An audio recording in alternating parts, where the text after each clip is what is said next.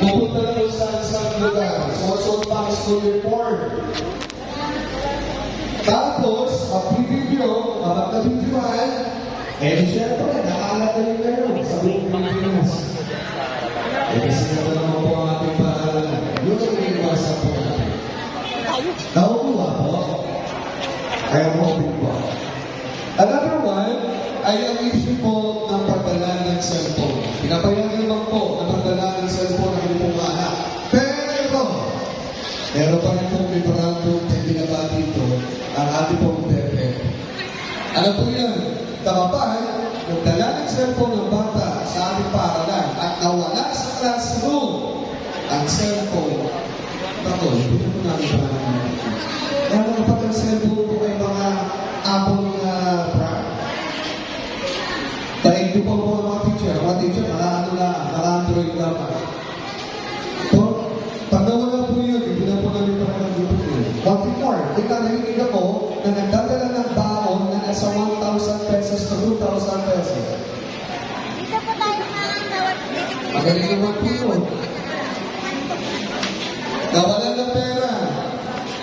Ano mo, gagawa natin yun kapag nawala ang pera. Eh, bawal na halong dyan sa classroom. Bawal na check ang mga bag. Kaya mangyayari po doon, wala na. Busog na. Pangaling, busog na. Kuha ng pera.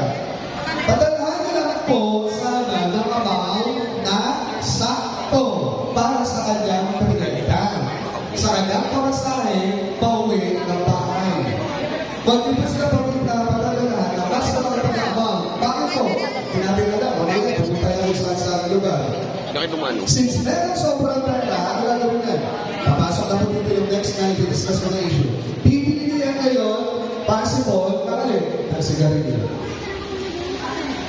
Pero meron po kami nahuli na naninigarilyo at nagbibay dito sa paaralan. Yun po ay isang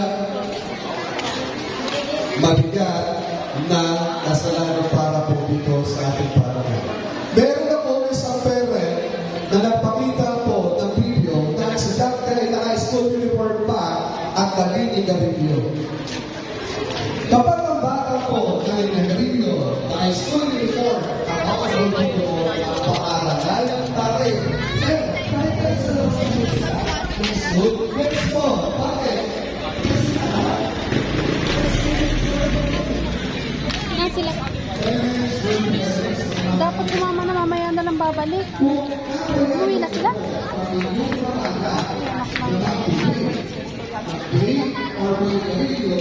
Ay, sumama ka dito sa loob. Hindi ka.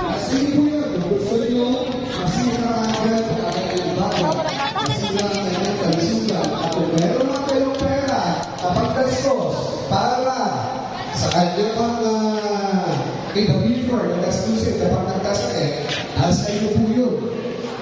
Pero, kapag ang bata po ay nahulihan o nahuli po namin dito sa school na nagbibigay, lalo na sa mga CR po namin, kasi nakakalusot po. As in, nakakalusot. Automatic po, kukunin namin, yung namin yung bait na yan, at na po, isasahuli sa mga bata. Ipapatawag po kayo po ipapatawag ng ating pong guidance sa teacher, ni Ma'am Marvin, doon na po kayong mag-uusap tungkol po dyan sa problema na pinaharap ng inyo po mga anak. Another one po, sana lang, magpagyari.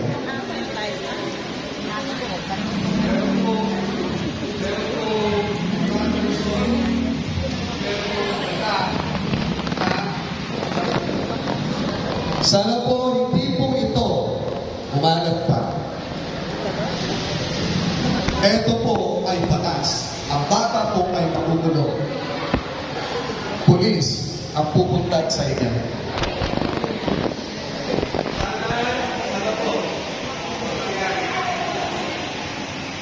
Nakukuha niyo po?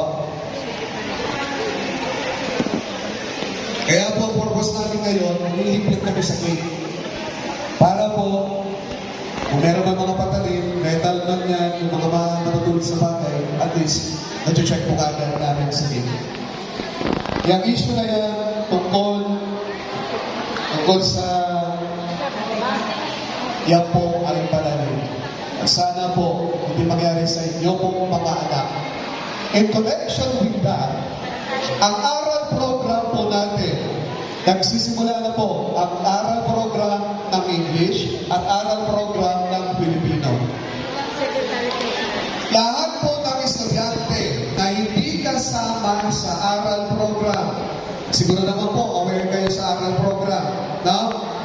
Lahat po ng estudyante na hindi po kasama sa aral program, ang pasok po ng mga bata ay 12:50 hanggang 6:30. Ulitin ko po, lahat ng estudyante na hindi kasama sa aral program, ang pasok po ng mga anak nyo ay 12:50. Meron pa rin ako nakikita sa gate na pumapasok po ng alauna 1:15, 1:30. That's supposed to be, ang mga grade 10 students ay hindi nalilate kapag hapon. Bakit po? Ang haba ng preparation po ninyo. Unlike doon sa mga pang-umaga. Ang sa pang-umaga, struggle po yan sa pag-isip. Tama po ba? Struggle yan sa pagligo. Bakit? Ang lamig na tubig. Lalo kayo, burn pants na. Pero yung ating pong panghapon na estudyante, we are expecting na hindi po sila nalilate. Ano po ang reason kaya bakit po sila nalilate? Last year, ako po ay naghahatid ng estudyante sa mga bahay nila. Hinahatid ko po, nakamotor po ako noon. Kasi pasok namin 12:20, ang bata pumapasok ng 1:30. O, nalalaman tuloy na magulang kung anong dahilan, bakit na-late ang anak. O, pagdating doon sa bahay, nakita ng nanay, ayun, nasa pa ang bata. Eh kasi pa naman 1:30 pumapasok, kaya ang schedule ng oras na pagpasok ko ay 12:20. Okay po? Next one, another point is, lahat naman ng mga estudyante, grade 8 at grade 10, na kasama sa aral program, ang pasok nyo po, katulad ng sinabi ng mga kalabata kanina, ay 12:20. Ulitin ko po, lahat ng estudyante na kasama sa aral program, 12:20 ang pasok ng bata. Bird parents, kapag ang bata nagpaalam sa inyo, hindi naman siya kasama, saan? Sa aral program, nagpaalam, nanay, papasok po ako ng ganitong oras 11 or 11:30, sobrang aga. Pero kung sobrang layo naman ang bahay nyo at naglalakad yung estudyante, pwede na yun. Pero kung ang bata ay merong service, tapos pumapasok ng sobrang maaga, tanongin nyo po kung saan pumupunta. Ang uwian po ay 6:30. 6:30 po ha. Magtaka kayo kapag ang anak ay umuwi ng sobrang late na. Kung kayo nakatira po lamang dito sa ating community dito po sa R5, sa City Homes, naglalakad pa uwi ang mga bata, which is good naman. Okay naman po yun. Pero sobrang late naman ang pag-uwi. Magtaka po kayo. Bakit? Eh baka naman po kung saan pumupunta yung mga yan. Malay natin, sumalay muna dyan sa mga kaibigan na nagiinuman, napatagay, napatrobol patuloy ngayon. Nakukuha niyo po yung point namin, dear parents. Please, lalo na po ang merong mga estudyante ng babae. Kung yung anak niyo po ay mga babae, please naman, hanggang maaari, kung masusunod niyo sila dito sa school, much better. Bakit po? Ibig sabihin, safe ang inyong anak. Makakauwi ng maayos sa inyo po mga bahay. Ang problema, kapag yan ay umuwi sa inyo na alas 8 ng gabi, alas 7:30 ng gabi, nako, magtaka na po kayo. Amuyin niyo na po ang inyong anak. Baka iba na yung amoy niya. Okay? So yun po yung ilan lamang sa mga reminders po na we are hoping na sana po ay matulungan din po kami para po sa inyong mga anak. Hindi po namin ito ginagawa para lamang po sa kapakanan po namin. Ito po ay para po sa inyong mga anak, para sa ating mga estudyante. Another po, last one, Kung kayo po ay merong appointment sa school, kung kayo po ay pupunta ng paaralan, make sure lang po na yung teacher na kausap nyo ay alam na kayo po ay pupunta dito. Baka naman po kasi biglaan ang punta nyo dito, hindi alam ng teacher na kayo po pala ay pupunta. Naintindihan po natin? Lahat po ng sinasabi ko dito, sana po ay malaman sana ng iba pang mga parents na wala dito, lalo na yung mga grade 10 po natin. Ngayon po ay bigayan ng first quarter grades. Kanya-kanya po kayong paakyat sa inyo po sa classroom po na inyong mga estudyante. Ito po lang mga isang reminder. Kapag nakita niyo po ang card ng inyong pong anak na blanco, parents, pag nakita po ninyo na ang card ng inyong anak ay blanco sa isang subject, dalawang subject, naku po, kabahan kayo. Sayang ang ibinibigay nyo ng mga baon sa inyo pong mga anak. 50 pesos, 100, 200, 1,000 na baon sa kanila. Bakit? Baka po nawili lamang sa kantin yan at hindi na nag-aaral sa loob ng classroom. Sayang ang 100 pesos na pinagpaguran nyo sa inyo pong mga pagtatrabaho, pero ang inyo pong pinapaaral ay hindi naman nang-aaral ng maayos. Yun? Nakuha niyo po? Sana po. Umpisa po natin ang first quarter na kayo po ay talagang nag-check ng performance ng inyo pong mga anak.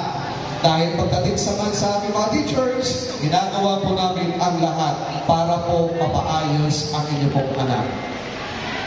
Sana po, huwag po kayo magtataka, ang bait-bait ng anak niyo sa bahay niyo, pero pagdating dito sa school, lumalabas ang tunay na ugali. Napakasanto ng anak niyo sa bahay niyo, pero pagdating dito, iba pala ang kanyang behavior. Sana po, i-check din po natin. With that, ang Homeroom PTA project po ay i-discuss na lamang po ng ating pong mga Homeroom PTA presidents together with the class advisor kung ano po ang pwede nyo maitulong sa ating paaralan. Asan si Kuya? Maraming salamat po sa pag-attend sa mga grade 8 parents, sa ating pong mga grade 10 parents. I am hoping po na itong nakikita ko na mga number ng parents, sana po ay madoble natin sa darating po na second quarter na PTC. Ma'am Nelly, meron ba additional? Ma'am Arvin, meron ba ba?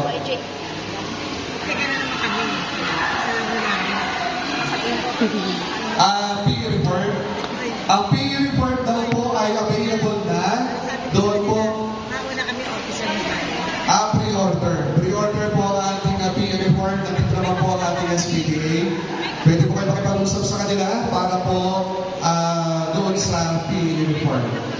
With that, thank you so much po sa inyo pong pagpunta.